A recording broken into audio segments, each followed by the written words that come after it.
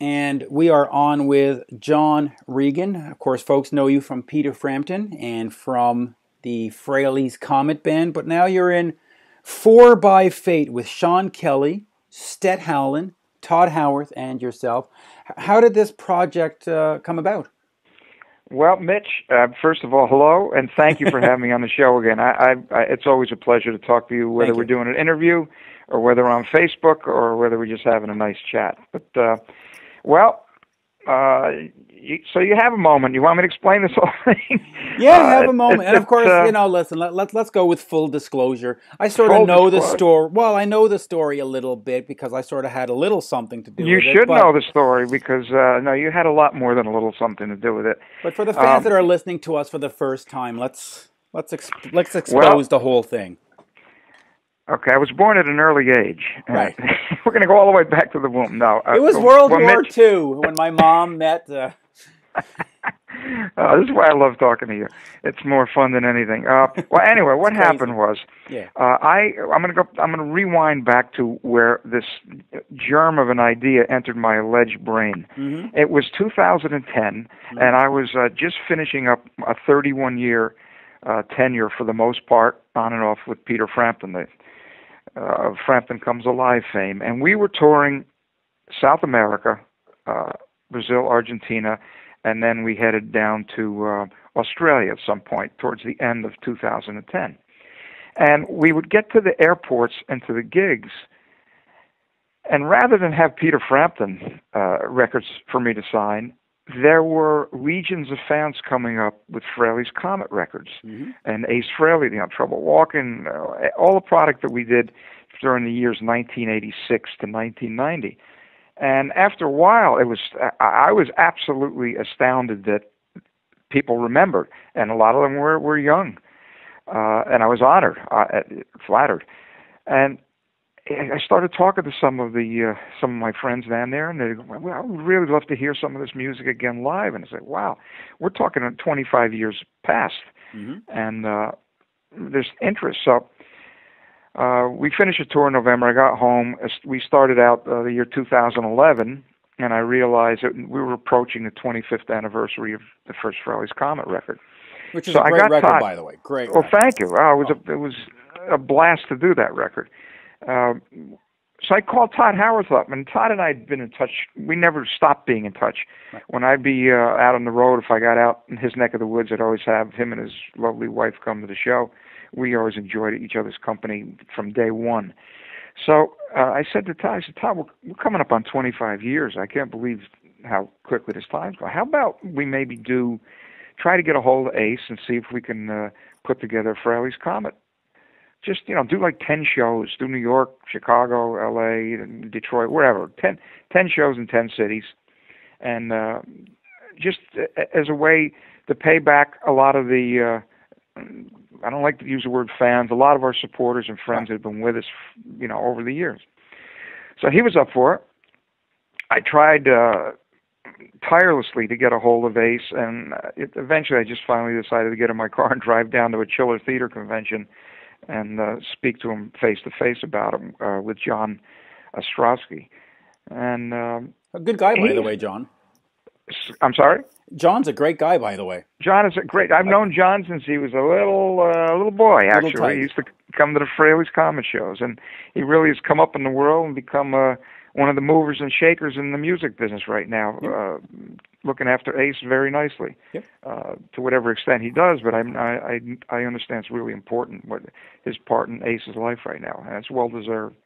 So, in talking to them, he really, I think he was not too keen on the idea from a financial standpoint about what he would have expected to get out of those shows. So, and you and I spoke about that. At length when we first started to our relationship, which is the next part of the story. That kind of died on the vine, the Frehley's Comet reunion concept. And then I happened to be on Facebook and scrolling through, and I have a lot of friends from the Kiss family. The Kiss world. And, and lo and behold, I see this gentleman by the name of Mitch Lafon, who I did not know anything about, but started to read. Which is shocking, by the way, because It who is doesn't shocking, know but keep Mitch? in mind, I'm in the United States, and we're behind on everything back here, down here. You guys are ahead of us right now. Yeah. Hey. So, I happened to notice your project, the Kiss tribute record, ended up being very successful, by the way. A successful double album, and bonus tracks on the iTunes, and yeah, that was the project for my wife's father, who passed away. And today we're April. What are we today? The 17th, I guess. And yeah. I've handed over $30,000 to the palliative care home in Vaudreuil-Soulanges, Quebec, and wow, fantastic! It keeps on giving. So so thank you first of all to you and to everybody who participated, and of course, like you say, the supporters who actually sent me their $20 and believed that they would actually get product show up, because it was all done through Facebook and Pledge Music, and they put trust out there, and it's good to see that. Yeah, well, you were coming from the right place with it. The cancer hospice, those people are angels on earth, and sadly, a lot of us have experience with their services, but I don't know what we would do without them in this world right now. So well deserved, and for those who haven't already gone out and got this on iTunes or wherever you can purchase it. Well, right now I've put it exclusively on iTunes. We had the physical product, but on iTunes they get 51 songs instead of 40, wow. And Peter Criss is on a couple of them, and there's a bunch of interesting stuff out there for the fans. So. Yeah, so A World with Heroes is for every music fan. You don't have to just be a Kiss music fan. For every music fan, this needs to be part of your library. I mean, it's the amount of talent that selflessly gave themselves, and I'm not patting myself on the back whatsoever, but, I was flabbergasted by how many people, and not just the musicians, but the technicians, the engineers. All down the line. And you really do deserve to be patted on the back, each and every one of you, because when I came up with the concept, I thought I was going to get 9 or 10 songs, we'll put it out, and I'll probably have to raise money or sell my car or whatever to pay these people. And people said, no, we'll donate our time. And that includes, like you said, record producers, mixers, mastering, the whole thing, the artists. And then not only did I get 10 songs, friends of friends of those people say, hey, Mitch, I heard from Bumblefoot, or I heard from John, or I heard from this, that you're doing this. Can I be part of it too? And then I grew to 12 songs, and then 15 songs, and I'm like, uh-oh, now I got to do, who do I leave off? Because they won't all fit on one disc. Mm-hmm. And it just kept rolling, and all of a sudden I went, all right, well, we'll do 2 discs. And it's the selflessness of people was outstanding. Outstanding. Well, you did it. Your heart is definitely in the right place, as it always is, and it showed. And when it's being done for the right reasons, those little miracles occur. So, and the music was done for the right reasons, and you could hear it in the performances. The performances, and I hate to use the word because it sounds cliche, but they're organic. They sound very. That's right. They sound from the heart. Yeah. Yep. They're not overproduced or anything, and that's what good rock and roll is. Yep. So, I think the first track that we worked on together was Deuce. We had Tommy Denander playing guitar. Yeah. I think it was Kevin Valentine on drums. Kevin Valentine, who's one of the Ghost Kiss drummers, was on drums on that. Bill Leverty was singing on it. And of course, Russ Dwarf of the Killer Dwarves is lurking in the background doing what folks like to call BVs, but background vocals. Yeah, I was blown away by it, and the fact that then we started talking about, well, let's do another one, and how about Breakout? Well, as soon as we talked about Breakout, I knew we had to try to get Tod involved. So I rang Tod up. He was up for it, and we did Breakout, which came out spectacular, in my opinion. It really did. Still is probably my favorite song that we did with Frehley's Comet live. The thing swings and rocks at the same time, and obviously a tribute to our good friend Eric Carr. Yeah, and we got Kevin Valentine to play on it. Who I know. and I know. he did a killer job doing. He did, and then Tod did all the guitars and all the vocals, and it worked out great. So, getting back to how this whole 4x Faith thing occurred, so now we've got that on there, and I believe, and correct me if I'm wrong, Mitch, as the project went along and got released, and you started putting out some tracks, you got contacted by some club owners in Canada that were inquiring about maybe having Tod and I do some shows. That's the way it went, I believe, right? Yeah, well, there was two things. There was the Bumblefoot, along with Brian Tishy and Rex Brown of Pantera and Mark Zavon, got together and did this Alive band where they were going to do some classic 70s shows, and they did. They went out, coming out of the tribute album, and a couple of club owners said, hey, that's great that these guys are doing the 70s stuff. Do you have anybody who would want to do the 80s stuff? And I said, yeah, let me talk. And your name and Todd's name came up, and you guys said, yeah, we'll do that. We'll go out there and do some of these songs, some of the Frehley's Comet stuff. And of course, you were only missing a drummer and a guitarist. That's all. Yeah, only half a band. And you were kind enough to suggest one of my newest best friends, Sean Kelly, and one of the most amazing guitar players and people I've met in my lifetime, Sean Kelly, one of your countrymen. Yeah, Sean. Sean started off years ago. He came to me when I was writing at Brave Words with this little demo tape for this band called Crash Kelly, and said, "Hey, would you want to review this?" And I was blown away by how great it was. And then as the years went on, the band Helix called me and said, boy, we need a guitarist. Do you know anybody? And I recommended Sean. And from that, Nelly Furtado found him and said, hey, I want him in my band. And Sean's just always had a great heart and just a great sense of musicality. He can adapt to a sort of a pop diva or a pop band like Nelly or a metal band like Helix. And he's just great. He just knows. And he's so nice. I mean, he doesn't take up room on the bus, as you like to say it, or as people say. Yeah, he's very busworthy. You're absolutely right. The thing is, too, he's a true musician. A true musician doesn't limit themselves to any one genre of music. No. Music is good music. No. Doesn't matter what we're talking about. And he's one of those chameleons that, like you said, he can adapt to anything. But in adapting, it's still... this word again, organic. It's the real deal. It's not contrived at all. He is a true musician's musician. And I'll just say we love having him in the band. And I'll say this about him: in the States, I think it was Century Media had a label, an imprint called Liquor and Poker, and they signed Crash Kelly to that and distributed it worldwide. But in Canada, Universal Music signed Sean, but not as a rock and roll star, as a classical musician doing classical guitar. And that album, I don't know if you've heard it by now, but wow, it's just... He's phenomenal. I mean, he can do it all. Yep. He can do it all, and he gets a good vocal in there too. He absolutely floored me this week. He had me smiling. We jumping ahead just a little bit. We did a whirlwind 72-hour rehearsal where we hit the ground running on Friday of last week, and we ran till Sunday night, and we probably got a month's work done in 72 hours. But yeah, in fact, hold on. Let me stop you. Let's talk about that, because that was recently very prominent on your Facebook page that you had gotten together for a rehearsal.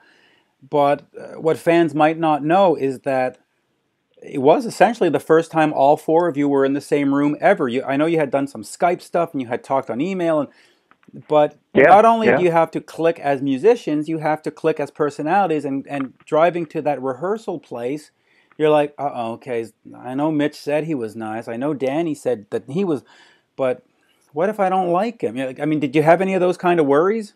Not really, because it felt right in my gut. Okay. Pardon me, from the beginning, and that is over my years. That's the best harbinger. If I didn't, I just had that feeling that it was going to work. It wasn't too much trepidation on the way down. But I just want to back up a little bit, because we want to start talking about this rehearsal time. Mm-hmm. None of it would have come about by two people. You, Mitch, in the conversation that we just discussed, about the project we worked on together. But once we were three people, once it was Tod Howarth, Sean Kelly, and myself, then I knew we had some possibilities. And you know, I discussed it with you. I said, there's only one person I trust to give it to me straight. If he thinks this will work, then we'll move ahead with it. And I called Danny Stanton of Quality Entertainment. And again, I've known Danny since the Frehley Comet days when he was a young pup. And he's turned into just one hell of a manager and a promoter, and doing it all for the right reasons, too. Yeah. Another guy with a lot of heart. So I asked Danny, I said, look, there's the concept. You can tell me right off the bat if you think this is even feasible. Will this thing fly? So he said, well, let me look into it. And he started going and getting his Rolodex out and talking to some people, and he came back to me and he goes, you know what, we might have something here that could work. I said, well, you know, we're looking for a drummer, and he recommended one of his very long-time friends, Stet Howland from W.A.S.P and Lita Ford's band. He was an absolute killer drummer and another nice guy. So at that point, we're 4 people. We've got a band. So we needed a name. Danny steps in again. We started, throwing names around. He sent us a list one day, and on that list was 4 by Fate. And I'm thinking to myself, this is obviously fate that brought this together, because none of us were really going out and looking for this. Right. It just all happened as it was supposed to happen. Serendipity. So, yeah, absolutely. So Danny, Danny really took the bull by the horns, and as you said, we had a stage set up, we had our laminates, we have our picks. Now all we need to do is get in and play a little bit of music. Yeah. It was almost like a virtual band for a while, until we got into that studio on Friday. And then he had everything so set up for us and so well taken care of that we just launched into Something Moved, and we went through probably 15, 20 songs over the weekend, and they turned out fantastic. So fantastic. Let me ask you the obvious questions. First of all, how did it feel playing with the 4 guys? But also, how did it feel for you playing those Frehley Comet songs? Because unless I'm mistaken, you really haven't dug into them for 25 years, right? Some of them were never dug into. We actually are going to be doing a live version of one of my favorite songs from Second Sighting called "It's Over Now." Yeah, that Tod Howarth had written for Cheap Trick. And it's a killer, heavy pop ballad. So that one had actually never been played live, and it felt just like a comfortable blanket, doing Something Moved and Calling to You, and Breakout, and a couple of the other ones. And then we actually worked up a new song that we're going to have a bunch of new material out shortly, but we're really trying to concentrate on getting a strong live set together for these first few shows that we're going to be doing coming up in June, and then some big festivals in Europe in August. And that's the exciting part too, though. It's that this is not just a band that's going to go out and do a couple of covers and everybody pays their $10 and you go home happy. This is a band that's going to create new music, and Sean's guitar and you and Todd's, sensibilities for pop and for rock. I'm looking forward to it. I mean, what kind of music are you planning on doing? Is it going to be melodic hard rock? Is it going to be heavy metal? What are you looking at? I think it's going to be melodic hard rock, for lack of a better term. Right. That kind of explains it. But Todd is really into writing some extremely heavy stuff. Yeah. It's gonna hit really hard, but I've got a thing about good rock and roll swings. You listen to Zeppelin, it swings. Mm-hmm. It's not static. It's not stiff. AC/DC, all of that stuff, man. It swings. So even early Kiss with Peter Criss. I mean, yeah, absolutely. A lot of people go, "Oh, Peter, he was a jazz drummer and all that." But you listen to those early Kiss albums, and it's because of that jazz sort of drumming style, that swing to it, that Kiss has a unique sound. Absolutely. I mean, listen to the Stones. Charlie Watts is a jazz drummer. Absolutely.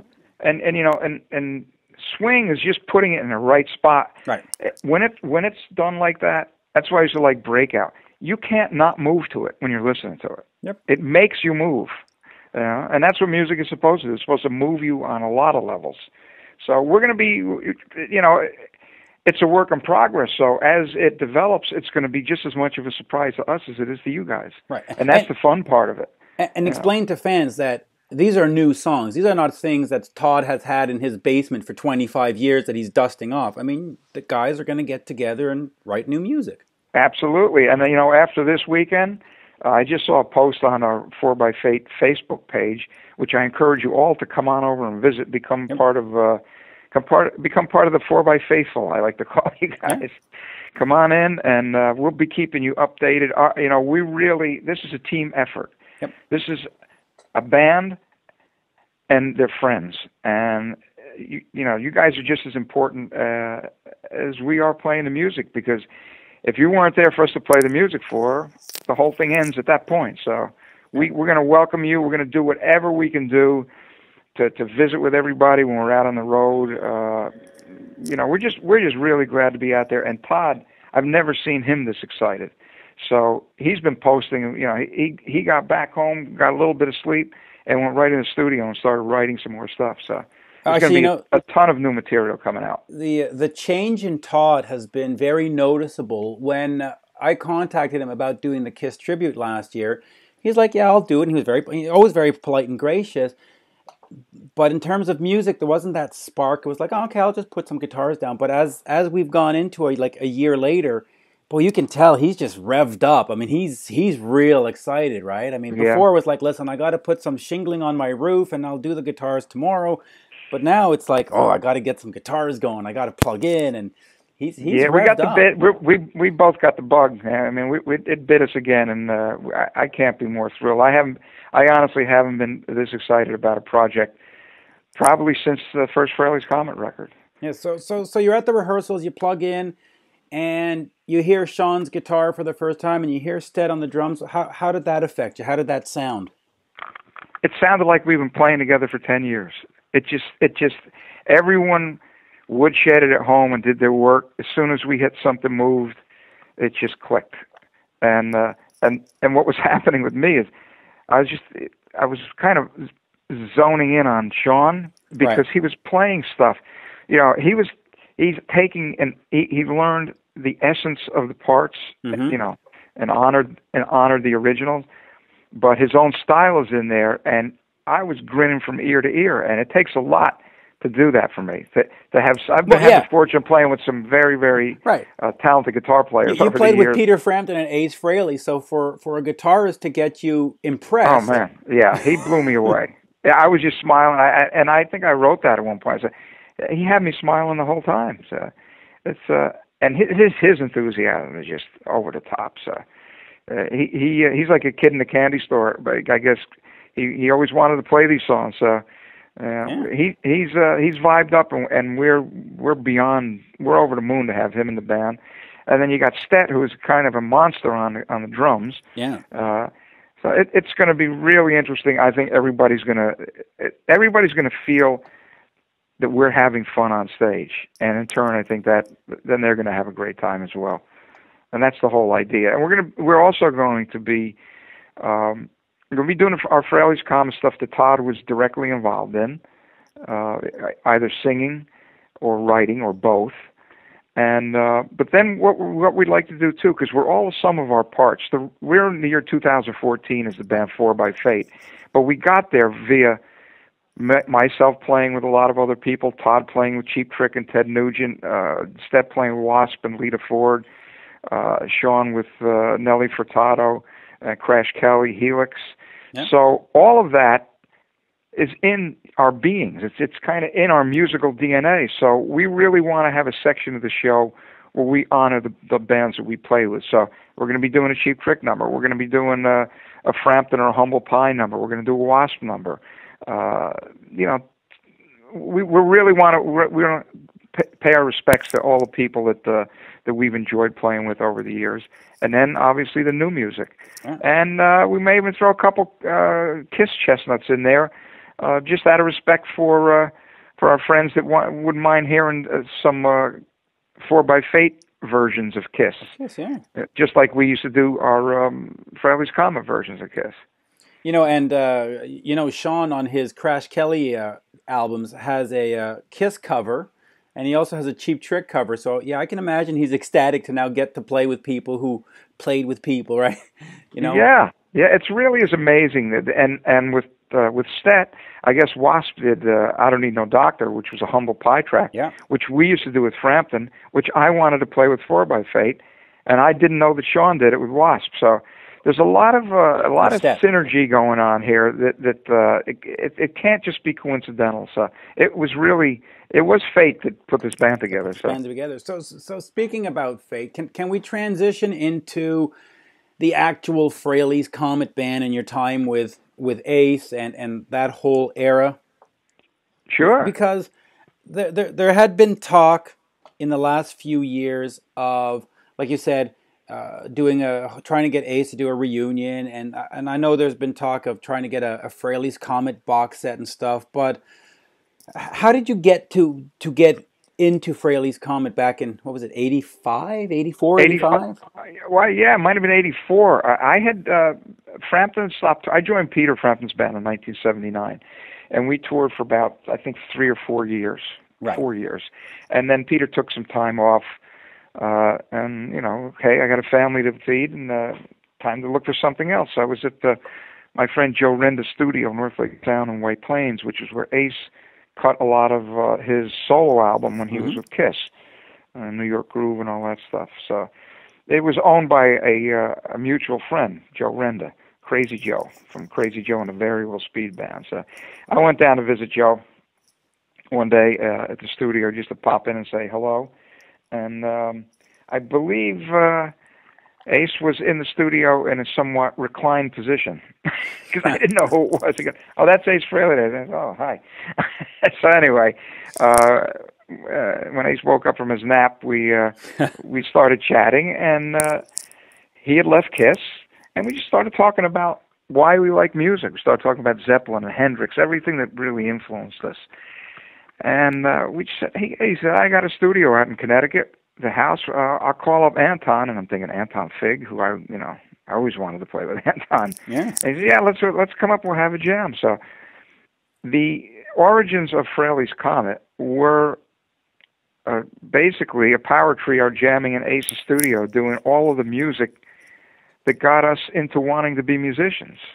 We really had no concept that it was going to become a business partnership or making records or anything. But as we started playing, we realized we really enjoyed working with each other. And as a bass player, working with Anton Fig is a dream. Right. I can't even tell you. We've done a bunch of records together outside of Ace, and every one was just a highlight in my musical career. So we decided, well, let's see if we can put some tracks together. So we started getting some material, and those are the Girl Can't Dance and Rock or Be Rocked. There's all kinds of stuff floating around. By the way, Girl Can't Dance is the greatest Ace song that's never been released. I mean, thank God for YouTube, but yeah, it's a cool song, isn't it? It's hard. There are some days where I think it's so cheesy that it's the greatest thing ever, and there are other days where I think this is the greatest song ever. I don't know. I just hope it gets released someday. It's such a funny lyric, and it's such a, the girl can't dance. She's out. Oh, I know. It's such a silly song, but yeah, I love it. I love it. Then we had like Rock or Be Rocked, and there was some cool stuff. Well, we put the band together.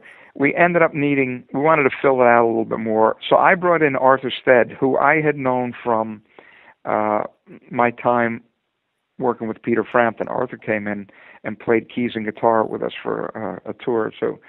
And I brought him in, and I don't remember how Richie Scarlett got there.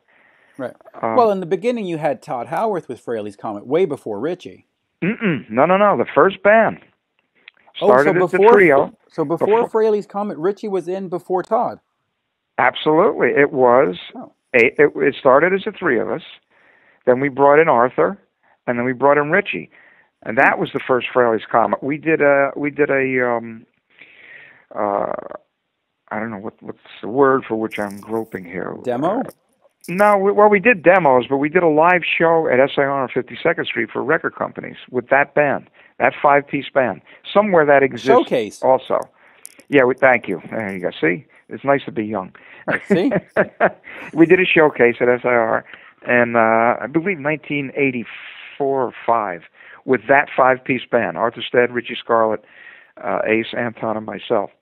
We did get a record deal out of that, a company in England. So we were all psyched and ready to go. And typical fashion, as record companies are known to do, they went out of business. So now we're left in limbo, and everybody again has families to support. So Anton and I went off and did.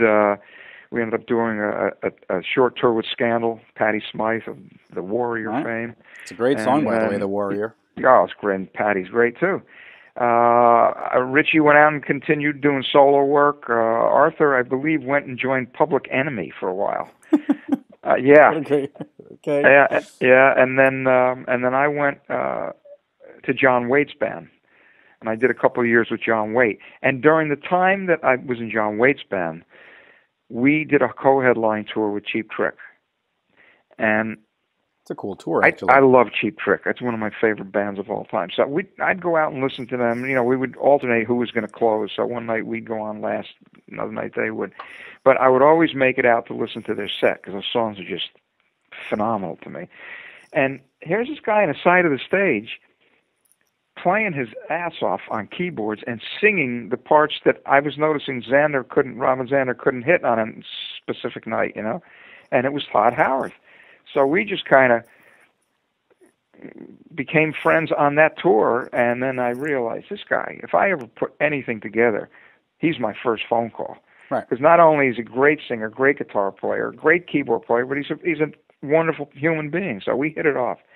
And while I was still in John Waite's band, we were finishing up the Rover's Return album, and I get a call from Eddie Kramer that Ace got a deal with Megaforce. You know, through Eddie Trunk. Eddie Trunk championed us. You know, we owe him that deal. I'll always say that. You know, John and Marsh, Zazula were the label, but Eddie Trunk is the one that really made it happen. Okay. So now I got a dilemma because I'm in John Waite's band, but I really, you know, I loved the stuff we were doing with Ace, and I decided to, all right, I'm gonna have to move from one project to the next. So there we were with Ace, Anton, and myself again. Let me ask you quickly. I'm going to stop you once in a while because that's okay. Stop me whenever. Here you are with Ace. Did you leave because the expectations for Ace were so great? Because he had been out of Kiss for 5 years. He had not been seen without makeup. He was the last one that held out and sort of had the secret face, right? Mm-hmm. When Johnny and Megaforce and Eddie Trunk and everybody got this, did you say, you know what, this could be big? And did they have that expectation that this was going to come? And I think they did, but that's not why I did it. I did it because I absolutely loved the work we were doing prior to that, you know? Okay, but there was expectations that we haven't seen him. Okay. Yeah, I don't think Johnny's a pretty good businessman. He wouldn't have signed him if he didn't think he was going to make some money on it. But I did it because I was just thrilled that we put a lot of blood, sweat, and tears in putting that band together. Right. And then when we got derailed, it was heartbreaking. So I was happy to get back on the trains. It was fantastic. And like I said, we had Eddie Kramer producing, who's become a lifelong friend, and who, you know, how could you not get excited about being in the studio with Eddie? I mean, I know, legendary. Listen, I want to get him on. I want to get him on the phone for an interview. That would be the sort of the ultimate Kiss geek interview, I think. Well, I can work on that for you. Oh, we'll talk about that. That's another conversation. I'll call you right back. Yeah. So we're now in the studio, 1986, and we're cutting what was going to turn into the Frehley Comet record. Yeah. And I don't know, we started talking about, it'd be nice if we had somebody for live, you know, to take up some of the slack, man. It's a lot of work, you know, singing the whole show. So I said, hey, I got the guy, man. I said, boy, do I have the guy. And we got Tod in. He flew in. We did. I think we auditioned a few people, but Tod is the only one that got a second call back. And then once he did that, he just basically stayed, and we cut his, Something Moved, and the Calling to You. Yeah, that's it. The greatest Ace Frehley solo song, Calling to You. Yeah, thanks. That song is just fantastic. I remember when I bought the cassette tape, I played that song over and over and over. I played Rock Soldiers and Into the Night because Ace was singing, but that Calling to You, I go, I don't know who this guy singing is. I mean, this is 1986, I didn't know, but I go, man, this guy's great. I love that song. Why wasn't Richie called back at that point, though? I think he might have been, but he was doing the solo work. Okay. He had his own band, and plus we really had to finish the record. Okay. So I know we're under some time constraints. So Tod came in, we finished the record up, and there it is. And we released it as Frehley's Comet and hit the road. And really, those first couple of years were exciting. It was very, very successful. It sold a lot of records. It almost hit gold right out of the gate. There's a story about the gold records, though, right? I believe so, yeah. Do you want to tell the story, or should we keep that for the book?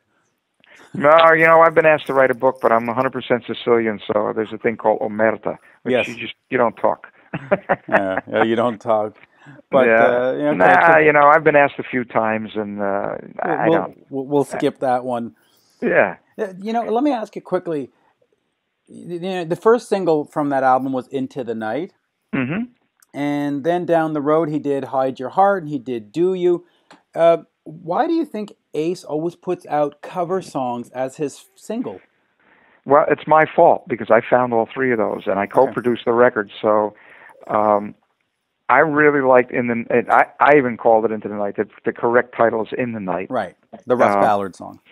And I've always liked Russ Ballard. As a matter of fact, before Kiss cut God Gave Rock and Roll to You, I wanted to cut that. But they got to it before I did. Okay.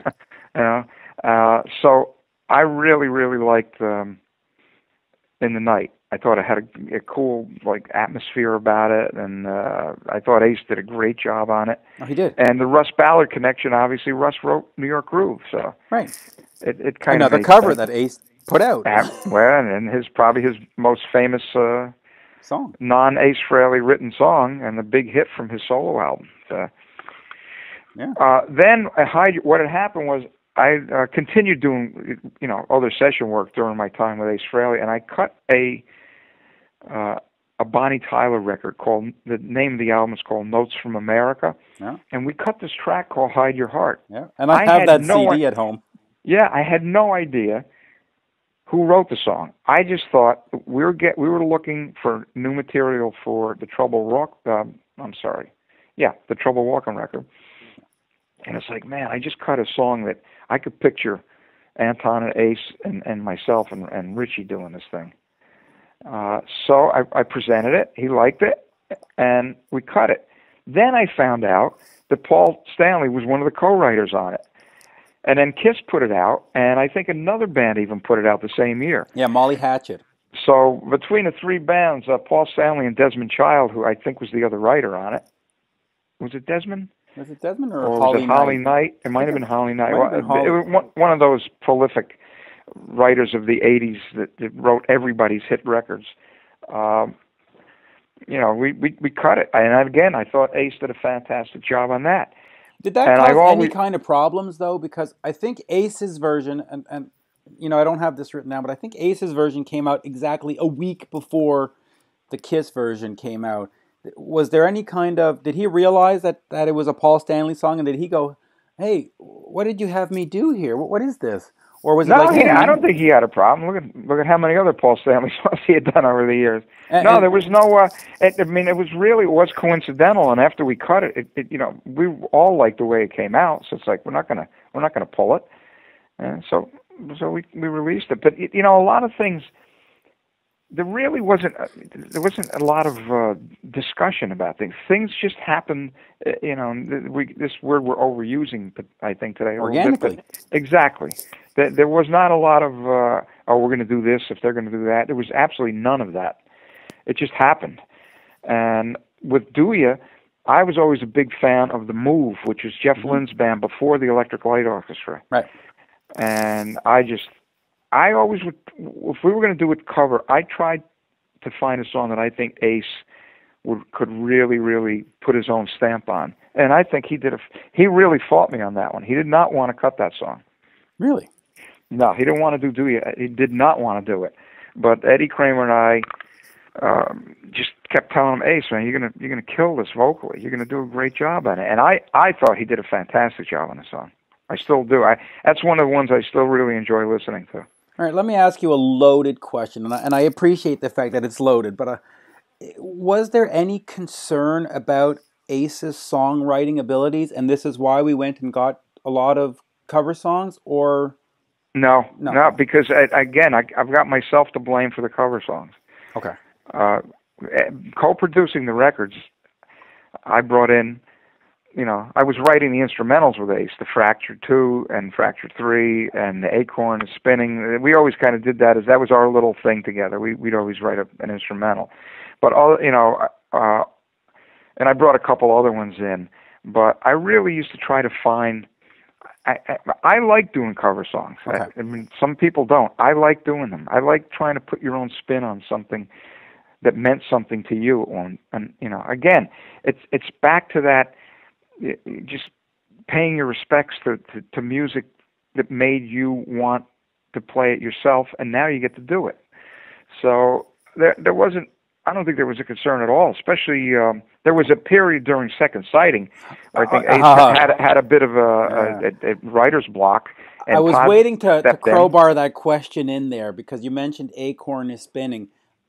Second Sighting, fans have called it a Tod Howarth solo record.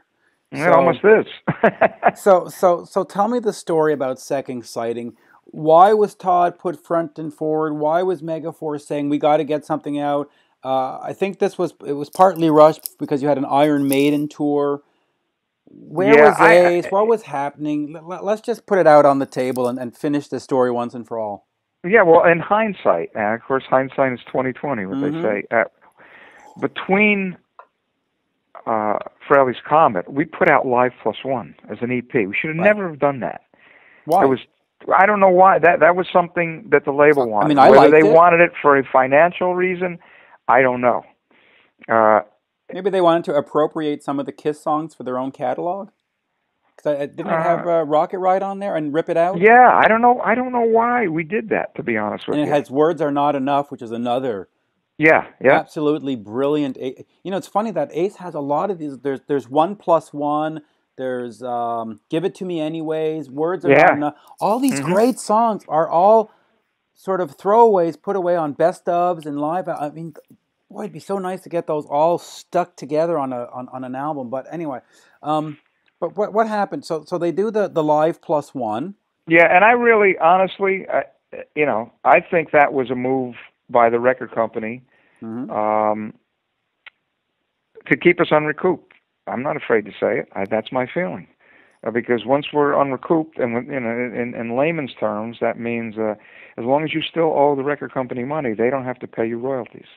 Right. So let's just explain that term, because back in 1996, I had worked on an album, and I was given a contract, and that word recoupment came up on it, and I went, "Oh, that's a nice word." Yeah. Sounds French. Sounds French. That sounds somewhat very romantique. Yeah. And then you realize that recoupment means we own your balls for the rest of your life. Exactly. As long as you owe us 5 cents. Yep. Right. So I'll explain it to the fans listening, because I don't think a lot of people know the technical terms. It just means the record company puts out money to pay for the album, pay for the producers, pay for lunch at the recording session. Yeah, pay for the videos. Keep in mind, videos back then were videos cost more than the whole album did. Right, and all that goes on a nice bill. Yep. And before they start paying you royalties, you have to pay back that bill. And a lot of stuff shows up on that bill: airline flights, magazine ads in Metal Edge and in Hit Parade. All that stuff shows up on this recoupment bill, and that recoupment bill usually ends up being $1 million, $2 million, and you have to pay back every single royalty or Yep. every money that you make until that recoupement's done. Yeah. And Yeah. unless you're the Rolling Stones, it's never done. Yes, exactly. So that's what I mean. I think what happened is we sold so many records out of the gate of Frehley's Comet that we were nearing recouping on that. Mm-hmm. I've heard the record company claim, "Oh yeah, we sold 480,000, but then the returns came in, so then the figure came down." And I'm sure that's part of that is true. I'm sure that's the way they used to do it. A record store would order 500 copies. If they only sold 300, they got to return the other 200. Right. Now, where they went, your guess is as good as mine, which is why a lot of artists have to audit record companies. But my gut feeling was that was the other term I learned back then, forensic auditing. You go, oh, there you go. Forensic accounting? Say, who? Isn't that like dead people forensics? No, it's like taking a scalpel to the body. Yeah, you just rip it apart. Anyway, sorry for the interruption.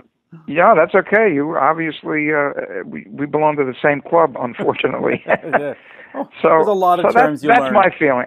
My feeling was that was ill-advised, but I think it was a move, and we got product out there too soon. Right? Okay. We should have taken the time we were spending doing that kind of stuff, writing new material for Second Sighting, so that Ace potentially would have had more of his own material on there. But he was pretty tired after that whirlwind of coming out with Frehley's Comet, because we hit it pretty hard for a while. And I just don't think he was ready, and the label wanted another record. So Tod was ready, because Tod is probably, one of the hardest working men in show business that I've ever met. His work ethic is second to none. So he came in with great material, and we cut it, But is it fair to say that Ace perhaps wasn't prepared to record for whatever reason? Absolutely. Okay. Absolutely. I think he was beat, and he was keep in mind when we did Frehley's Comet, that was years of preparation. Now you're supposed to follow that up in 9 months, 12 months. Right. Very difficult to do. Yeah, but I guess also maybe part of it was trying to strike while the iron's hot. But the other thing that, when Ace did Hide Your Heart and then Kiss did Hide Your Heart, I think a lot of the fan base said, here it is. We're going to get a Frehley's Comet tour with Kiss. I wanted to do that. And why didn't it happen? I've never heard anybody say that before you. I wanted to do that so bad I can't even tell you. But why didn't it happen? Was it ever talked about? That was absolutely talked about. Okay, so let's. Because I wanted to see us do that tour, and then I wanted Ace to jump up on stage and play a couple numbers with them, and I think that would have brought the house down. I know it would have. Well, it would have brought the house down. Now, to be fair, I don't know if Kiss would have done it, because Kiss has never been a jam band. You never, in the history of Kiss, I think Joe Perry jumped up with them once and did Strutter, but other than that, Kiss is 4 guys, and they've never really had these jam sessions. But it still would have been fun to see Ace. He could have got up, and he could have done Deuce. He could have done Rocket Rage. I mean, it didn't have to be anything. He could have just come out for the encore. That's how I envisioned it. I envisioned us opening for them as special guests, and then them doing their set, and then have Ace come out for the encore, and it would have been a publicist's dream, first of all, and a fan's dream. The people that had bought tickets would have gotten their money's worth big time. Mm-hmm. Why didn't it happen? I don't know. Your guess is as good as mine. But I mean, you must have been in the discussions where you said, "All right, management or Johnny or whoever, go get this done," and they must have come back to you and said, "Can't do it because." Well, we had a myriad of managers. Okay. And I'm not big fans of them, and here's why. One reason I can give you a list of reasons, but specifically sticking to the Frehley situation. Mm-hmm. Everyone that we brought in, which I used to champion them, and then I would regret having done so. They all, I knew what they were thinking. Rather than trying to take Frehley's Comet and make it as successful as possible, these guys all were looking at Kiss Reunion. Right. And I could see it in their eyes. And that's why we went through a few of them. And I'd sit down and go, listen, don't you want to take this project and make this as big as possible? So if and when there's a Kiss Reunion, you're coming from a point of strength. And none of them could seem to get that, because most of them are greedy money suckers. Right. Well, You know? yeah, maybe those ones certainly. I mean, I know a little bit about the history, and it did seem, from what I've been told, is that they were trying to sort of fluff up the Kiss camp by saying, "Look how great Ace is. Wouldn't he be great with you again?" Absolutely, Right. absolutely. And to me, that wasn't serving the purposes of Frehley's Comet at all. Absolutely not. That's let's put on a dog and pony show, and Yeah. once they want to buy the pony, off I go, and bye John, bye Tod, bye everybody else. Me and Ace are going to be, Yeah, absolutely. Well, and you know what? I wouldn't have had a problem with it if they would have because that's just business 101. I'm not going to fault them for thinking that way. No. At all. Because if you're not thinking that way, you're not a good businessman, as far as I'm concerned. However, where I faulted them was not putting the effort. They were trying to jump ship too quick. Right. They should have turned our little dinghy into a destroyer and then come in with the destroyer, into the Kiss camp.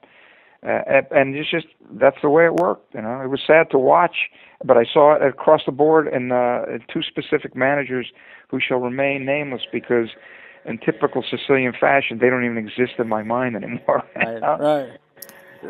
Talking about sad here, let's talk about sad. Tod Howarth at some point decides, I've had enough.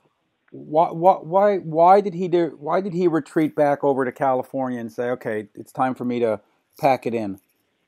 You know what? That you would actually have to ask Tod, because believe it or not, we didn't really discuss it that much. Okay. It just happened to kind of, well, you know what, this has run its course. I think he put so much of his heart and soul in the second sighting, and then it didn't do what we were hoping it was going to do. And I don't know. I don't remember. Would you consider second sighting a failure? I don't consider it an artistic failure.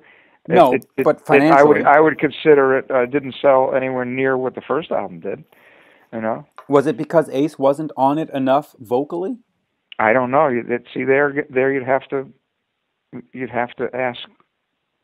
I don't even know who you'd have to ask. Well, I guess I can ask myself as a fan. I do remember getting it going, why is Ace not singing? I mean, I remember very specifically where I was. I was in the bedroom at my mom's house, and I put it on, and I go, why is Ace not singing? And it dampened my enthusiasm to play that record, and that's at least that's my personal. Well, then you probably just extrapolate that out, and that's very, very well could have been what happened. To me, I still think It's Over Now should have been a hit, But I don't know, coming out, I don't even know what did we release first on that? I don't even remember, to be honest with you. At some point in there, you released a Live in London video. Right. Yeah, there's another thing we released. Yeah, we just kept releasing stuff. and the It's Over Now, what else video. was on? Yeah, what else was on that? There was that was pretty much it. Was there anything else from? Might have been Time Ain't Running Out. That might have been on there. Yeah, it's on there, but I don't think that was released. There's Juvenile Delinquent, which I don't. That wasn't released. Yeah. I only for the life of me, I can't remember what the first single was off of that. Maybe some of our listeners can call in and let you know what it was and refresh our memory. I only remember It's Over Now being played on Much Music. At least, I mean, in Canada, we don't always have the same singles and stuff. Mm-hmm. Hold on a second here. And that video was shot during sound check for the gig in London. That wasn't even a proper video.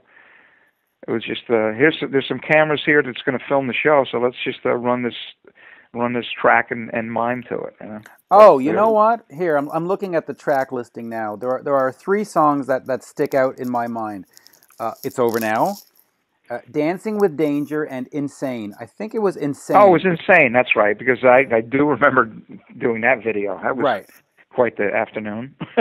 yeah, because that has a lot of girls. Scantily clad, beautiful women in it. Absolutely, it's hard to forget that. It was Insane first.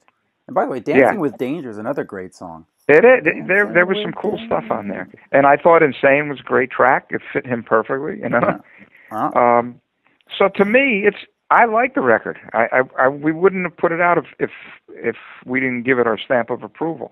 Should have Ace have been more present at the forefront. Yes, but did he have the material? No. So, and then, of course, Richie Scarlett comes back after that. How did you convince him to join? I think Tod just decided, it was time for him to go, to basically do the kind of records that he wanted to do, right, and not be, in the shadows. Even though I didn't feel he was, but again, you would have to ask him. I don't really know why.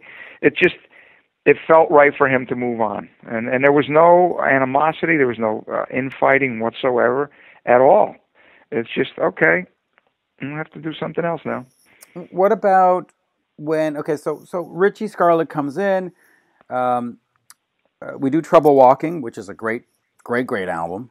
Yeah, thanks. Well, I think we dropped the Frehley's Comet concept, right, and just went to Ace Frehley, and I'm certain that was a Megaforce decision, which I didn't have an issue with.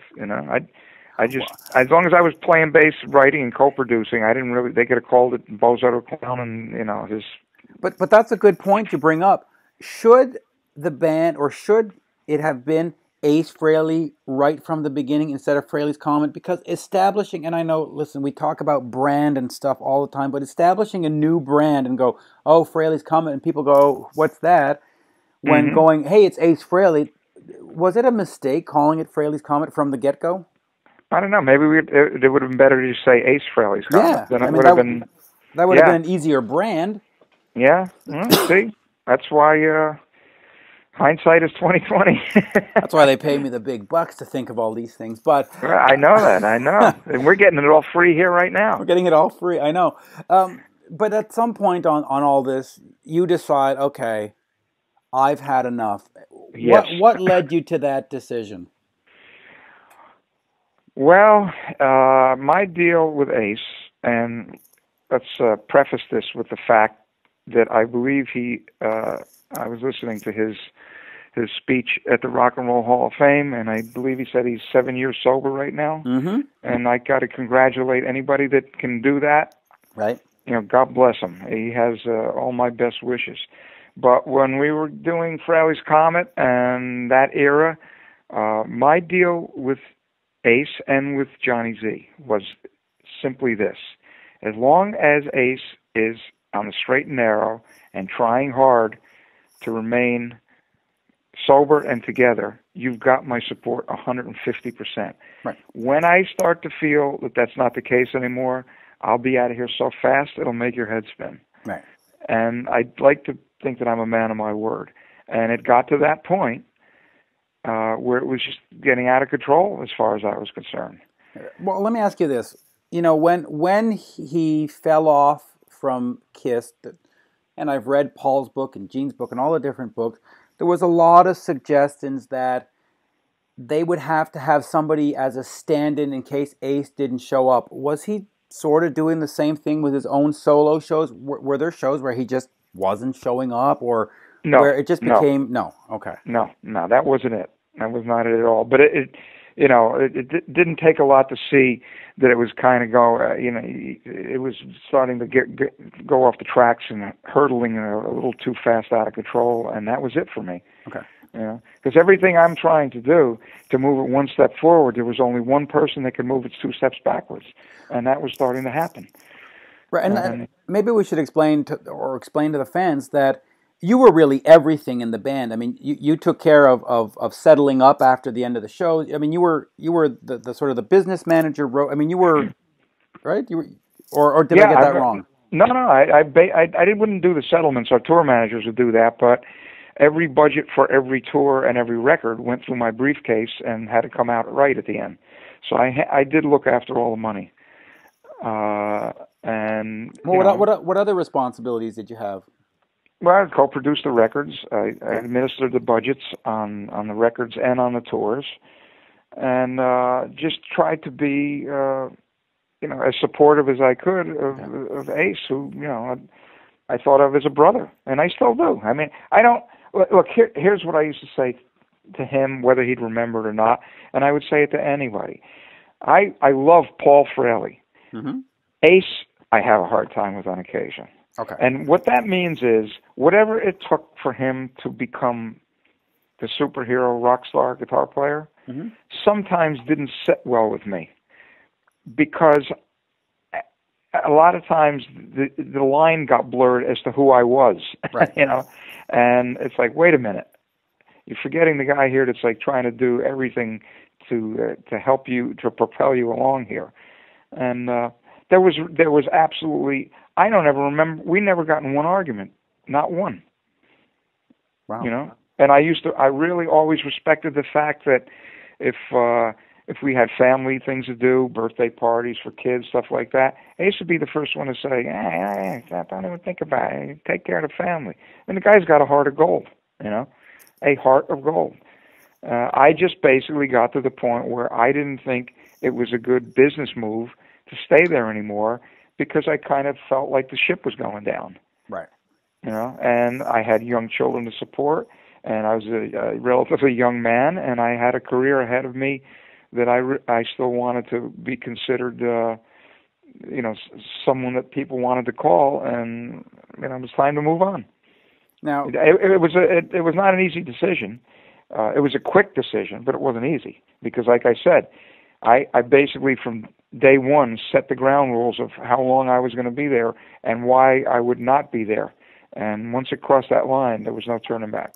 There was no turning back. Now listen, I've poked and prodded you for an hour and trying to get some dirt here, but let's go to what some of the fans want to know. Is there an Ace Frehley vault of all kinds of unreleased goodies, live shows, demos? I mean, is there a lot more that maybe someday will see the light of day?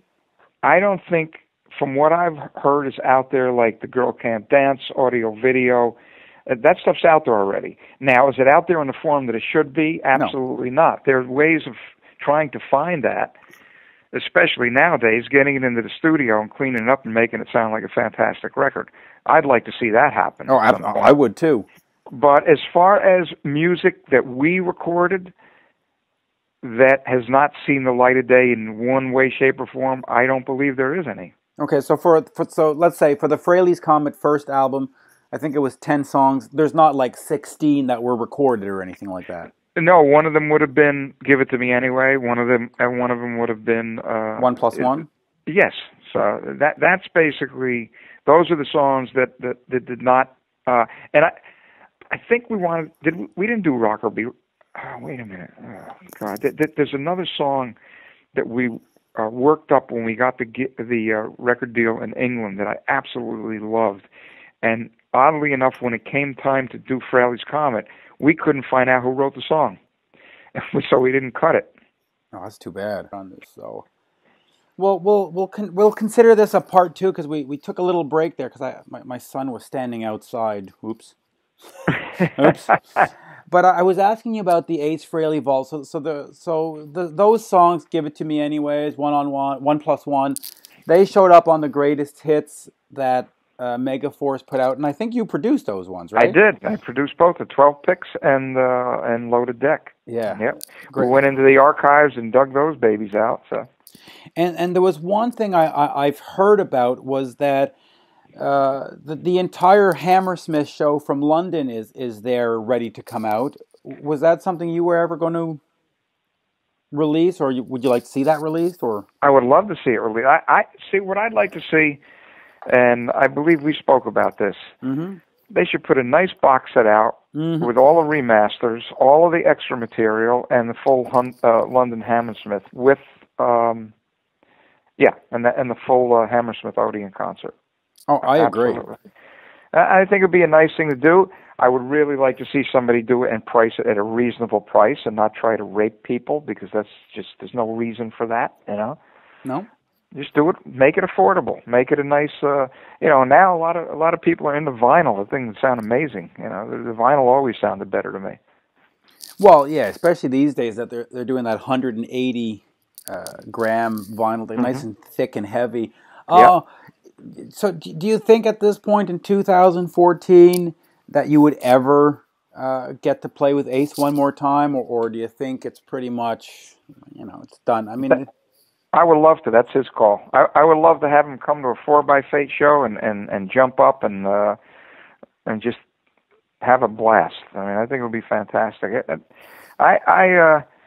You know, when you're in the thick of things and you're dealing with the business aspect of it, it can get you a little twisted up, you know, because it's two different brains. You have a creative brain for the musical part, and basically an accounting brain for the rest of it. And you know, to switch those hats many times during the course of a day can get frustrating. From a musical aspect, I have nothing but good memories. There's some hilarious moments that occurred on and off stage that you know, I'll be telling my grandchildren, the ones that I can tell them. Well, without getting anybody in trouble, what's sort of one of the funniest moments you did have with Ace? Well, two really stick out. One was we pulled into a motel, you know, in the middle of down south somewhere, about 4 a.m. You know, one of these places where, you know, cars pull up to the doors of the motel, and Ace always was walking around with his Nintendo game on the tour bus, and so he had his Nintendo game that he took into the room with him, so he could, you know, have his toys in there when he woke up, and shoot things on the TV, whatever he was doing, I don't know. But anyway, we got in about 3 a.m, and Ace used to wear this neon green beauty mask. All right, so you got to picture it. You kind of had to be there for this, but so he's got his hair up in like a little Bam Bam Gene Simmons type look at the top of his head. His face is neon green, and all he has on now is his little Speedo underwear. And the only reason I know this is because we get in, we go to sleep by about 4 or 5 in the morning. We're really exhausted. And a construction crew shows up at about 8 o'clock to start jackhammering the sidewalk in front of the rooms of the hotel. So everybody's now poking their head out the door, and out comes Ace with his Nintendo gun, his green face, his hair up, and his little tight short shorts. And you never saw 4 or 5 hard hat construction guys drop their tools and run away so fast. It was hilarious. I wish I had a picture of it. It was like something out of the best movie I ever saw. They literally hightailed it. They thought they saw some kind of an alien or something. He comes out, shut up! And he comes out with the plastic gun. But I think the beauty mask might have scared him more than anything. And then, oh God. Another time, we just got a new guitar tech for him. The guy was Ted Nugent's guitar tech. So he came in and basically was taking all of Ace's guitars and really giving them a once-over and cleaning them and pulling out all, you know, the electronics and getting them all redone. So he had the smoker. And for some reason, when he cleaned it, that night at the show, we were touring with Alice Cooper. So we did our show, and Ace, and you know, it was the pinnacle of the show. The guitar's going to smoke, right? He's going to, you know, it's the big deal. Well, it wasn't. It didn't work.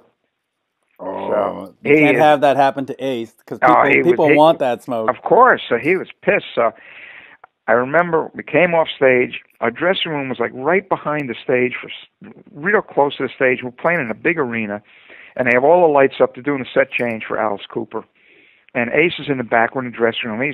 He's like beating things. He's pissed. He's got the smoker on his lap, and he's messing with the wires, and all of a sudden, it goes off. So the room now fills with smoke.